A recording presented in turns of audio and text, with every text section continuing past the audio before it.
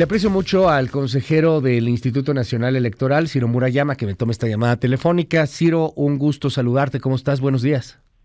Muy buenos días, Luis. Un gusto estar en tu espacio, como siempre. Oye, cuéntanos un poco sobre todo el panorama que estás viendo en materia electoral. A grosso modo, de manera somera, los ataques que vienen desde Palacio Nacional. ¿Cómo están viviendo esto Lorenzo Córdoba, tú en lo particular, los otros consejeros, el instituto mismo? ¿Se siente una unidad, Ciro? Sí, en efecto. Pues mire, estamos viendo un ataque a las personas que en realidad quiere llamar la atención sobre lo que es un ataque a los derechos de la ciudadanía, porque si dañas al INE y su capacidad operativa, dañas la posibilidad de que haya elecciones auténticas en México. El plan B, que está por aprobarse el día de mañana, implica que la estructura territorial del INE en todo el país desaparezca, es decir, que los profesionales que han hecho elecciones una y otra vez, dándole garantía a la gente de que encuentre una casilla donde va a votar en secreto y libertad, pues pueda no estar instalada. Entonces, pues estamos a la víspera de la concreción de una operación autoritaria muy delicada, y pues habrá que ir a la Corte para esperar que los derechos básicos de la ciudadanía se restablezcan y sean protegidos. Hay una narrativa, sin embargo, que es muy fuerte. Tú la has vivido, la has sufrido. Viene desde el Palacio Nacional, viene de la 4T, pero también, perdóname por decirlo, es una narrativa muy sencilla, y al ser muy sencilla permea muy bien. Ustedes salen muy caros, la democracia es carísima y además ni siquiera son parejos, se roban las elecciones, embarazan urnas. Ahí está la narrativa, ahí está permanentemente, y además la crea a pie juntillas gran parte de la población mexicana. No sé si el 50%, no sé si a ese nivel de polarización estamos, pero de que la narrativa tiene efectividad, pues creo que no hay duda. No sé, ¿tú cómo lo sientes? Bueno, es una narrativa muy simplista y falsa. A ver, respondo a lo que me dices. ¿Qué tan cara sale la democracia mexicana? Ayer lo escribía el primer secretario de Hacienda de este gobierno en el Universal, el doctor Carlos Ursúa, que hacía las cuentas y decía, a ver, esto no se trata de ahorrar, se trata de desmantelar una de las pocas instituciones que sirve, el INE. Es decir, el mejor economista que ha pasado por este gobierno desmintió eso. Y te doy otro dato. El INE, a lo largo de toda su historia, desde que nació en 2014 a la fecha, ha recibido poco más de 100,000 millones de pesos de presupuesto, con lo cual se han organizado 330 procesos electorales entre elecciones locales y federales. Ha permitido que se cuenten de manera pulcra 320 millones de votos, y todo eso ha costado algo más de 100,000 millones de pesos.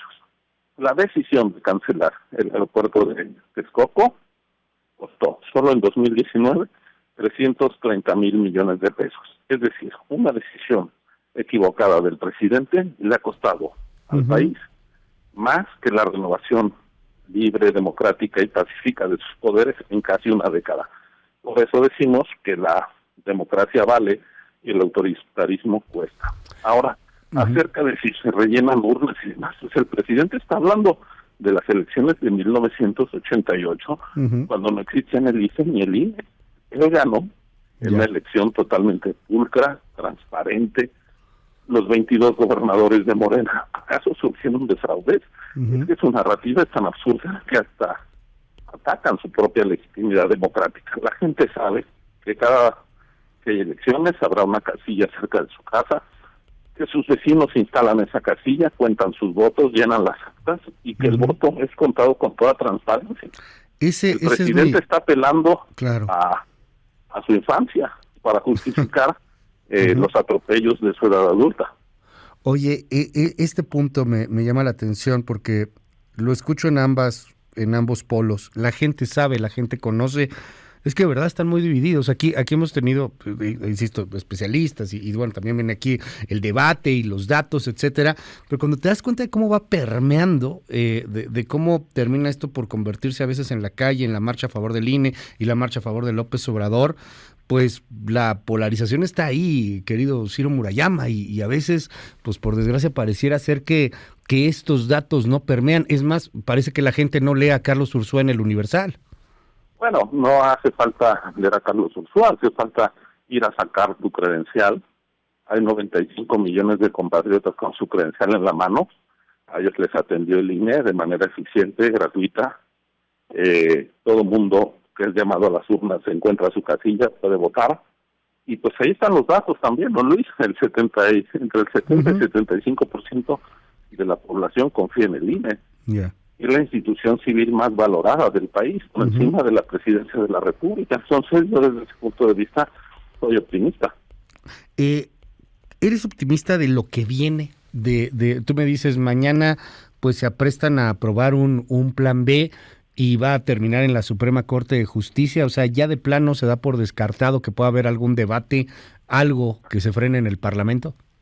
Pues mira, lo que pasa es que lo que han dicho los legisladores es que ellos van a votar sin moverle una coma a lo que les mandan. Es decir, están renunciando a su misión constitucional de ser un contrapeso de poder y a ser representantes de la ciudadanía, no avaladores de las órdenes del presidente. Pues yo creo que hay una mayoría simple en el Senado que difícilmente va a desandar ese camino de abyección al poder político, y entonces pues lo que nos queda son los instrumentos que la propia democracia nos da, que es la movilización ciudadana, la libertad de expresión, la libertad de prensa, la crítica desde los medios independientes, y por supuesto el Poder Judicial como último dique de protección de los derechos básicos de la ciudadanía. ¿Qué protección? Pues que no se eliminen las elecciones auténticas. La disyuntiva a la que se va a enfrentar el Poder Judicial es o se hacen las elecciones como las conocemos, con garantías para todos, o damos un salto al vacío en donde incluso las elecciones puedan anularse y abrirse la puerta a la violencia política. Y estamos en un momento crítico muy peligroso para el país, para nuestra convivencia, para lo que pueda pasar con la vida, no solo de nosotros, sino de las generaciones por venir. Claro. Y por eso el Poder Judicial tiene una responsabilidad altísima y por fortuna, a pesar de lo ominoso del panorama, las puertas que la propia Constitución tiene previstas para salir de estas situaciones de emergencia, pues esas puertas están abiertas. Déjame preguntarte ahí un poco en el asunto técnico, en el reloj. O sea, lo aprueban mañana, fast track, pasa porque pues no es constitucional, entonces de alguna u otra manera convencen, manita de puerco, Senado, diputados, pasa esto. ¿La Corte tiene un tiempo límite para echarlo abajo o para validarlo? Porque pues ya estamos en elección, o sea, términos reales, ya estamos en elección. Ayer hubo plenaria de corcholatas de Morena y algo parecido están tratando de hacer en la oposición. ¿Hay un tiempo límite para echarlo abajo en la Corte o no? Bueno, formalmente no hay un plazo legal, pero en la práctica sí, Luis, porque el proceso electoral empieza en septiembre, de acuerdo a la ley actual. Y la Constitución dice que no puede cambiarse las reglas de la competencia electoral en los 90 días previos a que inicie. Eso nos lleva al 2 de junio. Si la Corte, si el Poder Judicial suspende estas medidas por lesivas, por los daños que pueden hacer a los derechos de la ciudadanía antes del 2 de junio, pues nos tendremos que ir a las elecciones del 24 con las reglas actuales, y digamos que México habrá pasado ese peligro de tener un conflicto pre- y postelectoral de consecuencias desconocidas y muy lamentables. Así que si la Corte lo hará antes de junio, habremos sorteado la gravedad del momento. Leí su libro La democracia no se toca. Lo comentábamos un poco ayer, estuve atento a la presentación de Lorenzo y la que tú hiciste, y bueno, es un ejercicio didáctico, creo yo, se explican muchas cosas de manera muy interesante, desde cómo funciona el INE, las infografías creo que valen la pena, las ilustraciones se me hicieron bastante interesantes, etcétera. O sea, digo, no es, me encanta el libro en muchos sentidos, pero también te lo quiero preguntar, No sé qué tanto consideren ustedes lo que está sucediendo con la democracia en el planeta. Hay aquí al lado un Donald Trump que llevó a la gente al Capitolio, de alguna u otra forma provocó eso, y decía que le habían robado la elección, no sé quién habrá sido su maestro, y lo que acaba de pasar en el Brasil, y lo que está pasando en el Perú, y lo que parece se va moviendo de una manera cada vez más y más y más peligrosa en el planeta entero. El índice de democracia no está en su mejor momento, por eso creo que no somos ajenos a lo que pasa en el globo. Ciro, la democracia no se toca, pero estamos viendo países que la tocan y como uroboros se la comen, la destruyen, la hacen pedazos. No estamos en ese riesgo. No hay una democracia que a veces, por desgracia, parece que muere por la democracia misma. Pues mira, lo dices muy bien, Luis. Nosotros escribimos el libro antes de conocer el Plan B, porque ya veíamos venir unos nubarrones tremendos en México y en el contexto internacional. Es decir, a diferencia de fines del siglo pasado, donde había una ola de satisfacción porque la gente iba consiguiendo libertades y se iban acabando con tiranías y con gobiernos autoritarios, unos años después estamos justamente ante lo contrario, un tsunami autoritario que ha hecho que democracias mueran y que se empiecen a perder libertades. A diferencia de lo que ocurría hace años, cuando eran golpes de Estado militares los que acababan con las democracias, lo que estamos viendo en la actualidad es que son gobiernos que ganaron con los instrumentos de la democracia, los que desde dentro acaban con la democracia. Incluso acaban con la democracia en nombre de la democracia y denunciando falsos fraudes como hizo Trump, como hizo Bolsonaro, y pues estamos viendo en Polonia, en Turquía, en Hungría, en Filipinas, en Venezuela, en Nicaragua, pues la quiebra de las libertades políticas. Justamente por eso, porque México no está aislado al mundo, escribimos este libro alertando acerca de dónde están las claves de nuestra democratización, cómo fue tan importante conseguir elecciones libres y por qué las debemos defender. Desde ese punto de vista, el libro es un manual ciudadano de uso y defensa de la democracia. Y si algo en todo este panorama tan ominoso de un gobierno tan arbitrario respecto al ecosistema democrático, es decir, tú ves, no solo se quiere acabar con el INE, se acabó con la Comisión de Derechos Humanos, se embiste contra la prensa libre, contra las feministas, contra quienes defienden el medio ambiente, contra todos los equilibrios de poder y contra toda la diversidad en el ejercicio de derechos que supone la democracia, y por eso es que nosotros decimos, pues hay que, frente a esto, reaccionar. Y la buena noticia es que tenemos una ciudadanía muy activa, muy participativa y muy crítica del poder. Yo creo que ahí está la mayor reserva democrática de México, en los ciudadanos y las ciudadanas. Pero son esos ciudadanas y ciudadanos los que también han votado en contra de la democracia, ¿no? O sea, los que también apoyan a un presidente. No, yo no creo que hayan votado contra la democracia. Han votado contra gobiernos que salen de las urnas democráticas y no dan buenos resultados. Y lo que estamos ahora discutiendo, debatiendo, es que la gente tenga derecho a seguir votando en libertad. ¿No hay un desencanto? Y eso es lo que está en riesgo. ¿No ves o no ven un desencanto del sistema democrático, Ciro Murayama, a nivel global, a nivel México? Digo, hay gente que reacciona muy bien, o sea, todo lo que tú me dices describe muy bien a un perfil ciudadano en México, pero también otro perfil, y tú lo conoces, que está muy en contra de ustedes, que dice que el INE roba, que el presidente tiene razón en todo lo que está diciendo, que son, bueno, ayer el presidente de plano le dijo a Lorenzo Córdoba, farsante, ¿no? Ya así con todo. No hay un desencanto. ¿Qué pasó con esa gente que está tan enojada? A nivel global, además. Sí, claro, yo creo que es normal que la gente esté desencantada. A ver, salgamos a la calle, Luis. Hay una terrible inseguridad. La pobreza no se ha disminuido, al contrario, la desigualdad tampoco, la corrupción no se ha abatido. La gente tiene derecho a estar enojada.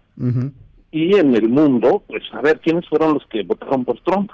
Las clases medias blancas norteamericanas, que vieron caer su bienestar, sus condiciones de vida, y se fueron por la puerta falsa de decir, pues esto es culpa de los mexicanos y de los latinoamericanos que están viniendo a trabajar a nuestro país. Es muy fácil que el descontento lo canalicen estos líderes populistas, pero una cosa es que la gente tenga razón para estar enojada y desencantada, y otra es que sea válido que con ese pretexto los gobernantes que llegaron por la vía democrática al poder cancelen la vía democrática. Es lo que estamos viendo. Es decir, no será acabando con la democracia como vamos a hacer que el descontento social quede satisfecho, porque entonces vamos a seguir con pobreza, con mal sistema de salud, con mal sistema educativo, con mucha violencia y además sin libertad siquiera de sancionar con nuestro voto a los malos gobernantes. Entonces, yo entiendo el desencanto con la democracia, pero no estará matando a la democracia como la sociedad viva mejor. Oye, déjame pasar a otro tema. Se termina ya tu periodo como consejero, el periodo de 4 consejeros electorales. Viene un cambio en el INE, en el Consejo del INE. Y ayer quedó clarito que no se busca ningún consenso. Esto va a terminar por insaculación, o al menos eso adelanta el secretario de Gobernación, Adán Augusto López, en la plenaria de corcholatas de Morena en la Cámara de Diputados. Escuchemos.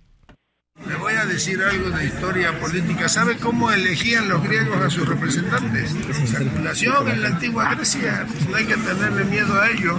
Así es. ¿Cómo elegían los griegos? Dice Adán Augusto López, por insaculación. Y bueno, pues por ahí también en las mismas declaraciones dice pues que se ve complicado un acuerdo constitucional, que se ve complicado un acuerdo en donde haya una mayoría en el Congreso. ¿Qué nos dices? Insaculación, rifa, tómbola en la Suprema Corte de Justicia, entiendo. ¿Cómo sería ese proceso, Ciro? Bueno, una rifa es un proceso de azar, no un proceso democrático. Ajá. Es totalmente distinto. Y bueno, los griegos fueron pioneros, pero acordémonos que los griegos no dejaban votar a la mujer, tampoco a los esclavos, solo votaban los propietarios varones. Es decir, no puede ser una democracia que 2000 años después digamos que ese es nuestro ejemplo. Fue un germen, pero también era una democracia muy excluyente y que podía de repente ser muy tiránica. Y justamente la humanidad ha desarrollado pues lo que hoy se llama la democracia constitucional, donde hay una serie de derechos fundamentales que ni la mayoría coyuntural eventual puede lastimar. Imagínate que empecemos a votar por la pena de muerte sin juicio y empecemos a sacrificar gente, pues eso sería totalmente contrario al derecho. Entonces, la democracia es algo más sofisticado de lo que dice el responsable de la política interior, y es muy lamentable que quien justamente tiene a su cargo la política interior del país, renuncia a la política, es decir, que diga, no nos vamos a poner de acuerdo con los otros. Recordemos que en las elecciones de 2021, la oposición tuvo más votos que la coalición gobernante, es decir, hay más gente que votó por partidos distintos a los que apoyan al presidente, y que desde el gobierno se diga que no va a haber acuerdo, es que están despreciando a la mayoría de la población. Están cerrando la puerta al diálogo, y lo primero que implica la democracia es reconocer que tu adversario, que tu contrincante tiene derecho a existir y que te tienes que sentar a hablar. Eso lo hacemos todos los días, con nuestros vecinos. Oiga, pues no estoy de acuerdo en que aquí no se recoja la basura. Vamos a ponernos de acuerdo, no es la ley del más cerco. En todos los ámbitos de la vida es necesario dialogar. ¿Y qué nos está diciendo el gobierno? Aquí nada más mi voluntad importa y voy a pisar a los demás. Y si no ponen a los consejeros del INE que estén a mi servicio, entonces yo pateo la mesa. Bueno, es una actitud totalmente antidemocrática y es parte del riesgo en el que estamos. Que se está renunciando a la política democrática y al acuerdo básico de convivencia en la pluralidad. Ahora, ¿cómo sería esto? O sea, ¿cómo lo entendemos? ¿Cuál es el proceso? Se supone que lo tendrían que escoger quiénes y bueno, entendemos que no van a llevar a ningún acuerdo. Entonces, ¿cómo sería el proceso? Mira, estos días, a partir de mañana, la Cámara tiene que emitir la convocatoria para renovar a los 4 consejeros del INE que ya terminan. ¿no? Ajá, y entonces la ley, si la Constitución prevé que tiene que haber un comité técnico de especialistas que evalúen los perfiles y que armen 4 quintetas, una quinteta por cada lugar vacío. Este comité está integrado por 7 personas, 2 designados por la Comisión de Derechos Humanos, que ya hizo su designación, 2 por el Instituto de Transparencia y Acceso a la Información, el INAI, que ya hizo su designación, y 3 por la Junta de Coordinación Política. Y generalmente en esa junta, donde están todos los partidos representados, se ponían de acuerdo y nombraban a 3 personas destacadas que conocieran la materia por consenso. Faltan esas 3 personas y pues lo preocupante es que se ve que la gente de Morena pues no quiere nombrar a gente honorable, conocedora, sino patear el tablero. Si no se integra ese comité, pues no habrá ni siquiera quintetas y se puede quedar incompleto el INE. Dudo que el gobierno quiera hacer eso porque nos vamos 4, pero quedan 7 consejeros que han defendido la autonomía del INE. Los 11 consejeros y consejeras hemos dicho a lo largo de estas semanas que el plan B lastima la democracia, compromete los derechos de la ciudadanía y pues si quedan solo 7 compañeros, pues será un consejo incompleto, pero un consejo independiente. Oye, a ver si lo comprendo, si no, por favor, corrígeme, Ciro. Son 4 quintetas, son 20 personas, ¿no? O sea, para cada puesto son 5 perfiles, lo entendemos bien hasta ahí, ¿verdad? ¿Es la Cámara de Diputados la que los define? Nada más, no participa el Senado y la Cámara de Diputados lo tiene que definir por 2/3 partes, es decir, al gobierno no le da para imponer. Por eso, la Constitución los obliga a sentarse a dialogar. Mira, ahorita somos 11 consejeros que fuimos nombrados, 4 en 2014, 3 en 2017 y 4 en 2020, cuando ya era mayoría Morena. Es decir, somos el resultado del acuerdo político de 3 legislaturas distintas, donde hubo prácticamente consenso, porque fuimos perfiles que le dimos garantías a todos los jugadores de actuar con imparcialidad. Hoy lo que quiere hacer el gobierno es romper ese acuerdo. Bueno, es que, déjame, perdón la interrupción, pero es en este comité que me explicas, son 3 integrantes de la Jucopo, o sea, son 3 políticos, 3 diputados, 2 representantes del INAM. Mira, en el pasado pusieron a Diego Valadez, el constitucionalista, pusieron a la doctora Ana Laura Magaloni, o sea, pueden poner, pusieron a la directora del Colegio de México, Silvia Yorgulli. Es decir, puedes poner a especialistas, intelectuales, académicos, gente muy seria. Ya, y estos 7, o sea, los 3 de Jucopo, los 2 del INAI, los 2 de la Comisión de Derechos Humanos, son los que propondrán a estas 20 personas que integran las 4 quintetas. Así es. Y si no hay acuerdo, de ahí se hace un sorteo. Y pueden una persona por cada quinteta. Y pueden proponer a quien quieran, a Lord Molécula. Lamentablemente, sí, pero no es antes. O sea, pues es que, ¿qué te digo? Mira, para eso es el comité, para evaluar. A ver, pero en el Comité de Derechos Humanos, la imparcialidad, el conocimiento en la materia, ¿no? O sea, pero en Derechos Humanos, digo, ya lo corrigieron, pero en Derechos Humanos habían puesto a una, y no tengo nada contra eso, solamente que me llamaba la atención que bueno, pues fuera una profesora de yoga astral o una cosa por el estilo, no sé. Era una maestra de yoga de la risa. De yoga de la risa. Ajá, bueno. Que no tenía ni siquiera licenciatura. Entonces, la Constitución dice que para ser consejero tienes por lo menos que tener un título profesional emitido hace por lo menos 5 años. O sea, ser licenciado al menos. No puede ser. Y ahí estaba el gran error de la Comisión de Derechos Humanos, que pone una persona que tiene una escolaridad menor, que a quién va a evaluar, ¿no? Pero, entonces, sí, claro. La retiró la señora Ibarra, de Piedra Ibarra, y ahora hay pues una persona que cumple los requisitos legales, al menos, ¿no? ¿Este comité propone a las quintetas por mayoría o tiene que ser unánime? No, pues eso no está así tan delimitado, pero pues es obvio que si son 7, pues si 4 están a favor. Pues lo que va a ser muy importante es seguir. Y si te pido que tu medio que da tanta atención a estos asuntos tan delicados, pues hay que estar muy atentos, déjame decirte así, que los tres de la Jucopo pues no sean una parapeto, ¿no? digamos. Sí, o sea, porque ya tienes a dos de la Comisión de Derechos Humanos, que al final de cuentas, pues son oficialistas, gobernistas, ¿no? O sea, si acaso tu contención será la INAI, que nomás son dos.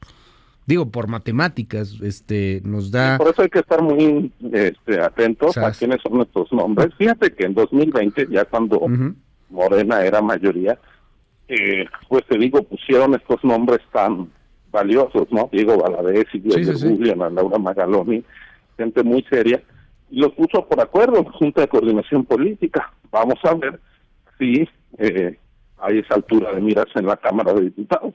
Se antoja difícil, pero pues es una exigencia mínima, ¿no? Vamos a seguir de cerca ahí el tema.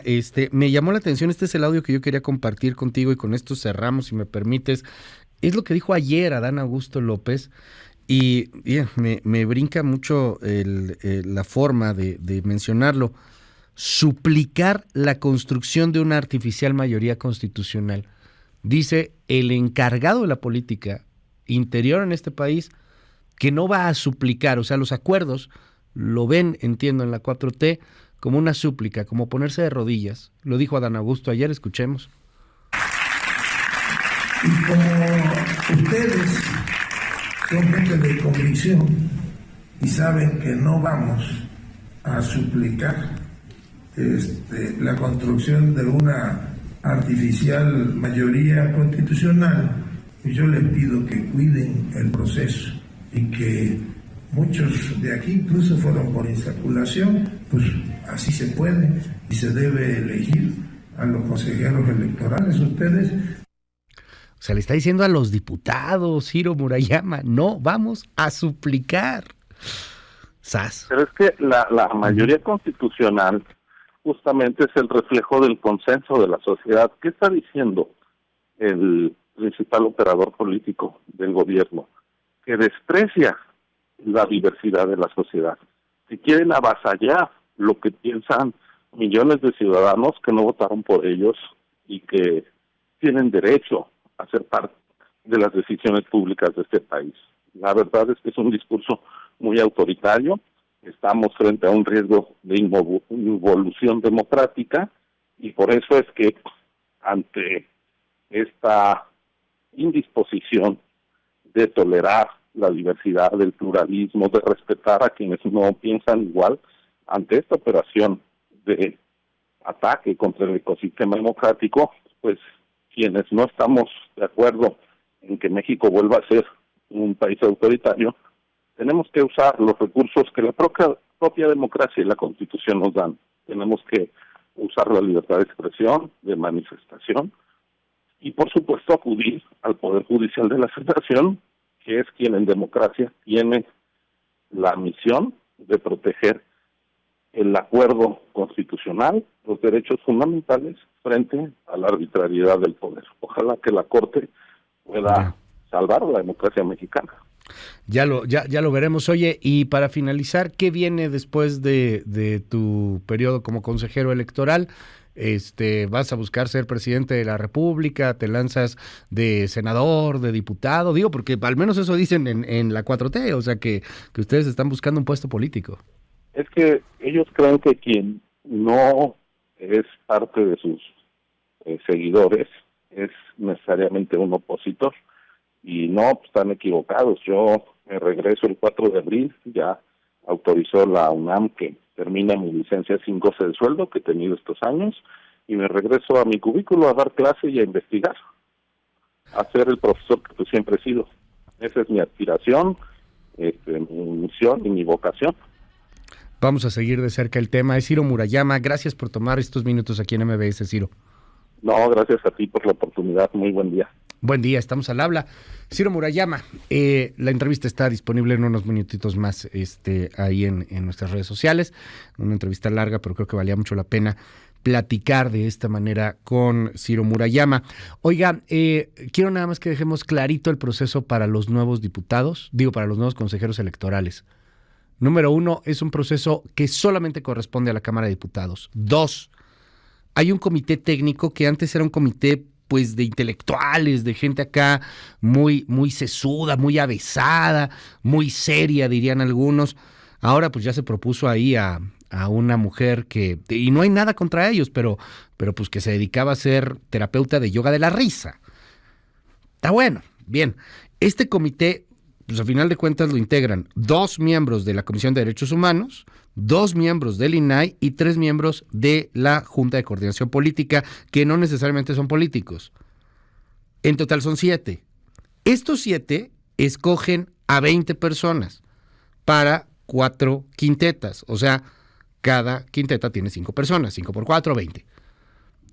Ok, de lo que se trataba era que en la Cámara de Diputados negociaran, porque necesitas las 2/3 partes y esa sí no la tiene Morena. Entonces, que oye, va, órale, pues sí, con el órale, como que sí está chido. Bueno, yo cedo y te ayudo para que este otro consejero sea un poquito más inclinado o un poquito más de una ideología afín y tú ayúdame para que el otro. Había un mentado acuerdo, es a lo que voy. Perdón, es que aquí nos asustamos, pero los políticos lo que hacen son acuerdos. Bueno, pues acuerdos ya no va a haber. Por favor, ¿podemos repetir este audio de Adán Augusto López? Es que no doy crédito de lo que dijo ayer el secretario de Gobernación. Perdóneme, me asusto, sí, soy como estas tías que se asustan y se persignan. ¡No, por Dios! Sí, me asusta mucho que el secretario de Gobernación, el encargado de la política interior en este país, el que tiene que buscar acuerdos, le diga a sus diputados, esto, por favor, enmárquenlo.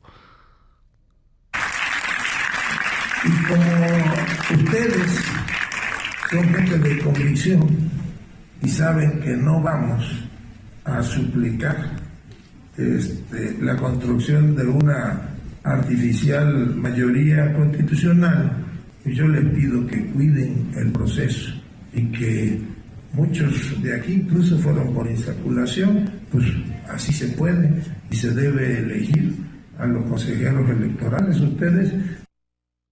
Sí, entonces, como no va a haber acuerdo, pues se va a la Corte. ¿Y qué tiene que hacer la Corte? Pues nombrarlos pues en una rifa, en una tómbola. El único problema es que, si los perfiles son buenos, pues qué bueno, ¿no? Ni modo, pues será ahí por rifa, pero bueno, al menos los perfiles son buenos. Si los perfiles resultan ser muy malos, pues entonces en la rifa van a salir muy malos todos. Vamos a seguir de cerca el tema.